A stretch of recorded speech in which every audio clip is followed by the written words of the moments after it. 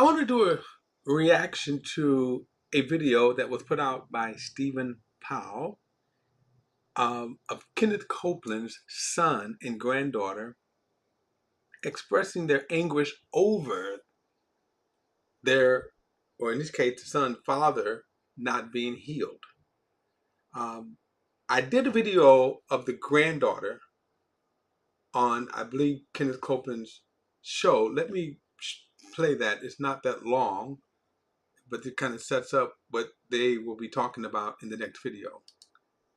You hurt your back when your appendix ruptured and you got the pinched nerve in your back. And now we're talking about maybe you having to have back surgery at 90 years old. And I'm just like, God, why is my grandfather, of all people, at 90 years old, having to go through this pain when he has lived his life teaching about the manifestation of healing? Why won't you heal him right now? He did 2,000 years ago. So then why are you still in pain? It's hard. I'm struggling a little bit, and it's hard for me to admit that, but it's frustrating for me to watch you.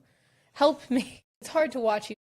So that was, I did a video on that. And again, one of the problems is she's asking the wrong questions. And she's certainly asking the wrong person. She's asking God the wrong questions. And what she's not asking is, where is your faith? Let's talk about your teachings. He spent well over 50 years teaching faith, the force of faith, the laws of faith. Mark 11, 22, 23, 24, faith. And there were grandiose things he taught about faith. Faith that with the shield of faith, sickness, disease wouldn't even come near them. Got the promises of God in health. These are things he taught. So when she's perplexed that he is at 90 years old having health issues, excuse me, asking the wrong question. Well, in this video that I'm going to play, as I say, it's put out by Stephen Powell. So I'm going to address 2 points. I'm going to address the part from Kenneth Copeland, son and granddaughter, and then Stephen Powell's reaction. All right, so here we go. Can I be real? Can I be real with y'all for a minute? I don't question God. I've had some conversations with God. Even when people say they have conversations with God, I'm going to say, well, did he talk back? Okay, because again, if you're talking to God and God is actually talking to you, you wouldn't be having this conversation right here. And I say that again because remember, you have to understand Kenneth Copeland's ministry. Now, I am very familiar with it because I was saved under that ministry. And there was just a lot of things that Kenneth Copeland taught, the word of faith. He was one of the architects of the word of faith movement. Understand, he was one of the architects of it.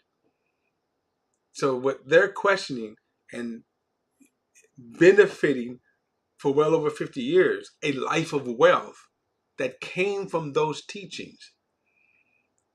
And now you're questioning why he's going through health issues and not actually looking at the scriptures themselves that would have been, that were flawed. The teachings, I'm talking not the scriptures, but the teachings, were flawed, how he twists the scriptures. So again,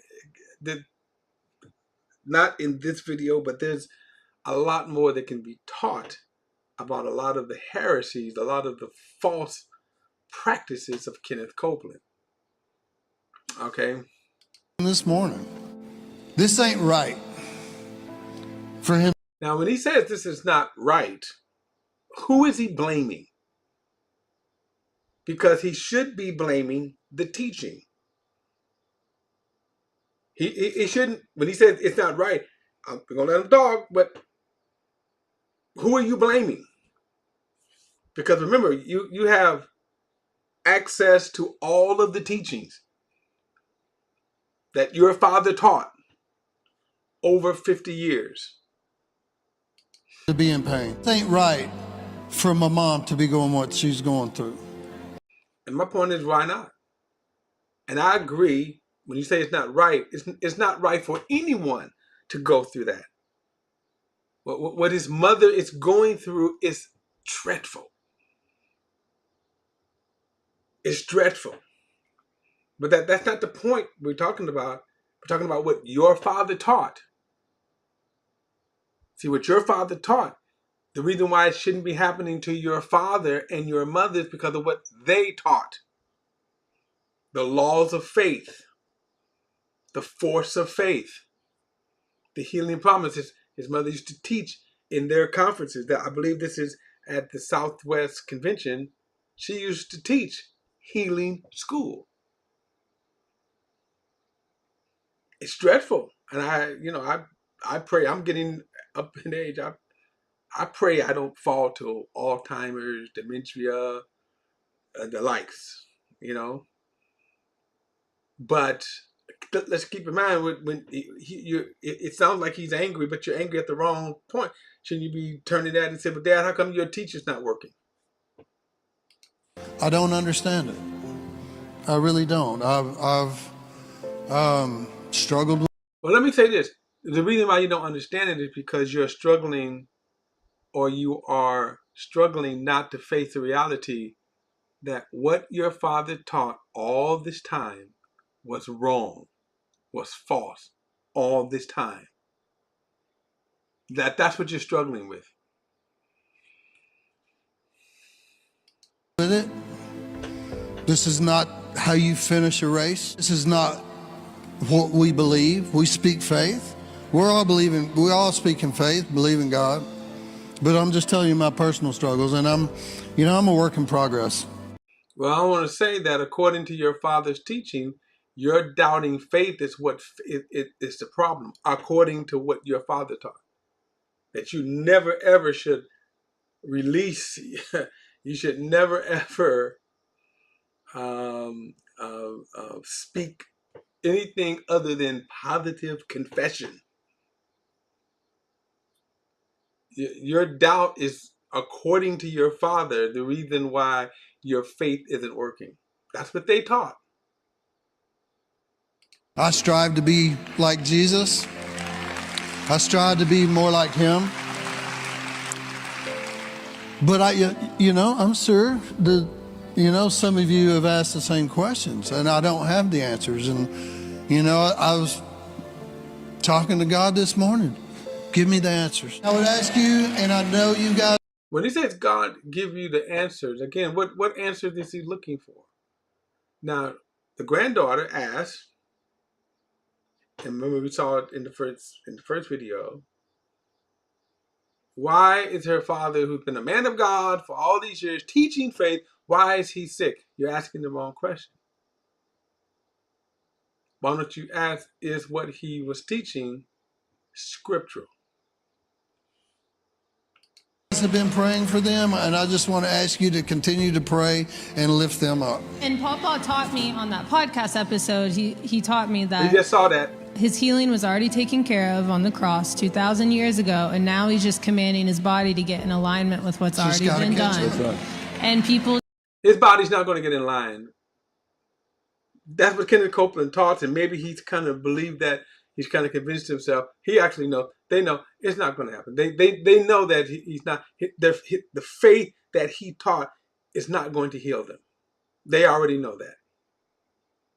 Just out there don't like that answer. So first of all, just want to say my heart goes out to the one. You don't like the answer.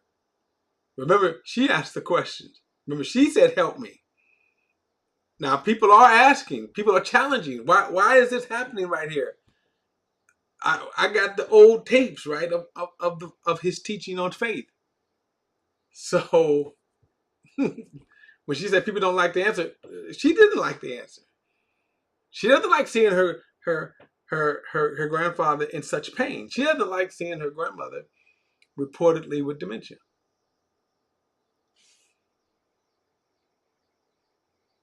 Let me go back. Here we go. People just out there don't like that answer. So first of all, just want to say my heart goes out to the Copland family. It's never an easy thing going through health issues, health struggles, especially when your you're believing God for His healing touch, His power. So when I'm gonna agree with some of them, but like what he's saying right here, when you believe in God for His healing touch. Again, I don't know who Stephen Powell is, but that's the problem right here, is that you're proceeding from a false theology. This idea, so now you have to say, if he's not going to get healed, whose fault is it? Is it God's fault? Did not God come through? Who's at fault for Kenneth Copeland to be in the condition? And remember what he taught. He was, again, an architect of the Word of Faith movement. Sickness was not even supposed to come near his dwelling. He had a shield of faith around him. Not supposed to get sick. He used to say, I think at one point he was saying, I ain't been sick in 20 years. I ain't been sick in whatever, in 30 years. He used to say that. Okay? Power to come. So that's the first thing I want to say. But the second thing I want to say is I do think this video is very revealing. There in the video you have Kenneth Copeland, okay, who's in his, I think he's in his 90s now, maybe late 80s.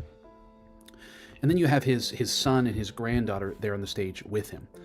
And they're clearly perplexed as to why Kenneth Copeland, as well as Gloria, his wife, is going through health issues at their age that they're at. Now, the reason why they're perplexed is because they've had this doctrine for a long time. It's what many people would call hyper-dominionist or hyper-faith. And it's basically a... More accurate, the Word of Faith. A lot of people kind of throw those titles on there, but it really wasn't. It was the Word of Faith. Kenneth Copeland, you had the late Kenneth Hagin, and they were influenced by Kenneth Hagin's teachings on faith.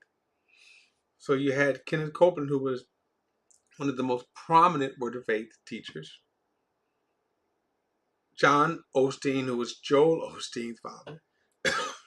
Fred Price. Charles Capps. They were the architects of the Word of Faith movement. And then later you had other teachers that came out of it, like Creflo Dollar, Jerry Savelle. I would call them second generation Word of Faith people. But understand, it was Kenneth Copeland who, Kenneth Copeland, Kenneth Hagin, Fred Price, John Osteen, and Charles Capps. They were the architects of that. They taught this. They crafted that theology. A doctrine and a teaching which says that you can control things, you can control a lot of things in your life, if not everything, just through your faith. But the problem is, the Bible just doesn't teach that. There are things that we have the authority. Now keep this in mind. They're saying this now. They wasn't saying it back then. For 50 years, they wasn't saying it. Okay? They wasn't saying it 50 years. Jerry Savelle, who was Kenneth Copeland's mentee, and going back to the early days too, died, I think, last year. He died last year. And his wife came on and said, hey, look, y'all, if y'all need to go to the doctor, go to the doctor. I'm going to paraphrase. She said, had Jerry went to the doctor, he would have lived. Had Jerry went to the doctor. But they wasn't saying that back then. They wasn't saying that back then. They were preaching, no, you got to keep the faith. To command. There are things that we have the authority to believe for. But immortality is not one of them. Another thing that is outside of our limits of authority and outside the boundaries that we have for belief, which comes from Scripture, is this belief that the gospel affords us in this life a life without pain, a life without suffering. They really never taught that. They taught there would be challenges. They just taught your faith would overcome them. Paul the Apostle in Timothy, his spiritual son, they weren't befuddled. They weren't beside themselves whenever Timothy was having a stomach problem. Paul didn't start demanding in faith for it to go. He just told him to take a little wine.